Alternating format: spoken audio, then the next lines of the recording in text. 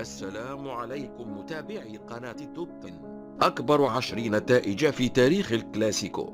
مع اقتراب موعد كلاسيكو الأرض بين ريال مدريد وبرشلونة، والذي يعتبر أقوى مباراة كرة قدم في العالم، سنقدم لكم في هذه المناسبة أكبر 10 نتائج في تاريخ الكلاسيكو. في المرتبة العاشرة، فوز برشلونة على ريال مدريد بنتيجة 5 أهداف دون مقابل في موسم 2010. في المرتبة التاسعة، فوز ريال مدريد بنتيجة 5 أهداف نظيفة على ضيفه برشلونة في موسم 1995. في المرتبة الثامنة، تعد هذه المباراة من بين أكثر المباريات التي شهدت أهدافا وانتهت بالتعادل ب5 أهداف لكل فريق في موسم 1943. في المرتبة السابعة، تمكن برشلونة من الفوز ب6 أهداف مقابل هدف واحد في ربع نهائي كأس الملك في موسم 1957.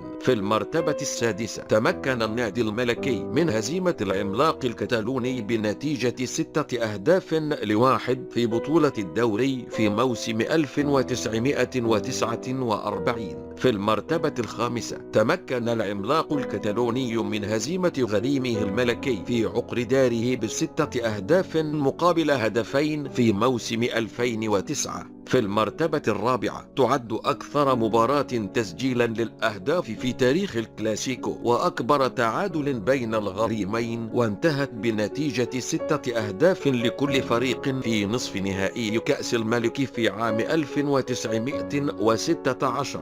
في المرتبة الثالثة، أكبر فوز للعملاق الكتالوني على غريمه الملكي في تاريخ الكلاسيكو في مباراة انتهت ب7 أهداف مقابل هدفين في عام 1950. في المرتبة الثانية، تعتبر من أكبر نتائج ريال مدريد على أرضه في الدوري، وانتهت المباراة بفوز الريال ب8 أهداف مقابل هدفين في موسم 1935. في المرتبة الأولى، أكبر فوز في تاريخ الكلاسيكو وأكثر مباراة شهدت تسجيل أهداف وأكثر مباراة أثارت جدلا، كانت في نصف نهائي كأس الملك في عام 1943، وانتهت بنتيجة تاريخية حيث فاز فيها النادي الملكي على غريمه العملاق الكتالوني ب11 هدفا مقابل هدف وحيد.